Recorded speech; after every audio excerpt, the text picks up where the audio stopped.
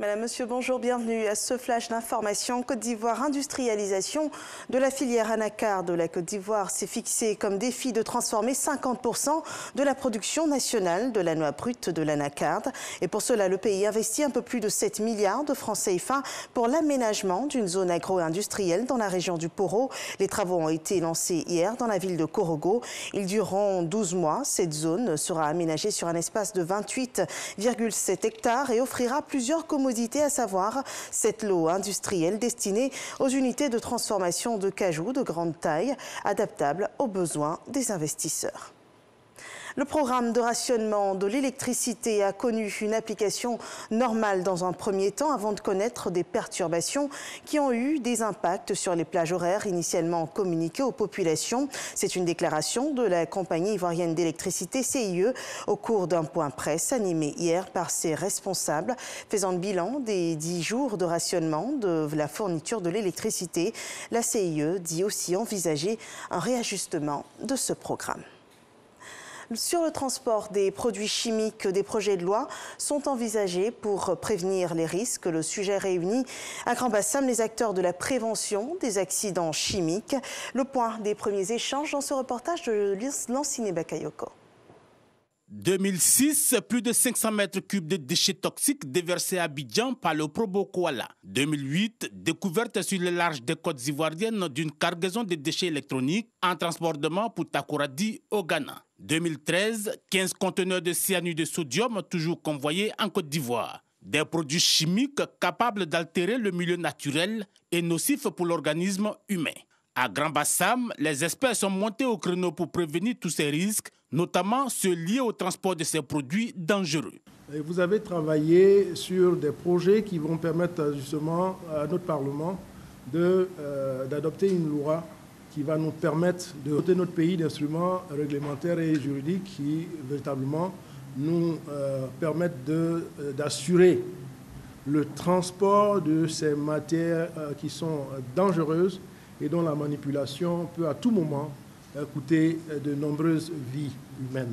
Depuis 2010, l'Union européenne s'est engagée à apporter un soutien à plusieurs pays, dont la Côte d'Ivoire, dans l'effort de maîtrise des risques de catastrophes d'origine chimique. Exemple, les centres d'excellence pour la réduction des risques liés aux matières d'origine nucléaire, radiologique, biologique, chimique, NRBC. La Côte d'Ivoire a donc su mettre un accent sur le renforcement de ses capacités en matière de gestion des risques industriels au niveau national, mais aussi au niveau régional. Plusieurs sessions de formation vont être organisées à partir du 27 mai prochain. Elles seront élargies à toute la chaîne logistique. Plus de 10 millions de tonnes de matières dangereuses à usage domestique ou industriel sont transportées chaque année par la route. En théorie, les textes qui seront adoptés par les députés viendront remettre les pendules à l'heure. Actualité hors de nos frontières, au Tchad, l'Union africaine exige une transition démocratique en 18 mois. Le Conseil de paix et de sécurité de l'organisation panafricaine souligne la nécessité absolue que la transition ne dépasse pas 1 an et demi à compter du 20 avril. Après la mort du président Idriss Déby Itno, l'UA souhaite que ce processus de transition démocratique débouche sur des élections libres, justes et crédibles. Sur l'immigration clandestine, depuis le début de l'année, plus de 10 000 candidats à l'exil ont survécu à la traversée de la Méditerranée pour rejoindre l'Italie, mais des centaines y ont trouvé la mort après que les finances tunisiennes sont au plus mal, alors que cela est pendant. L'Europe propose une aide économique, un soutien au développement des régions en échange d'un effort de Tunis. En Libye, les désaccords se multiplient à l'approche de la date des élections générales prévues le 24 décembre 2021. L'accord politique obtenu à l'automne dernier par le Forum national réuni sous l'égide de l'ONU vise à permettre d'organiser des élections pour avancer dans le processus de paix et de stabilisation. Les désaccords se concentrent autour de la Constitution et du texte de loi qui va gérer ces élections.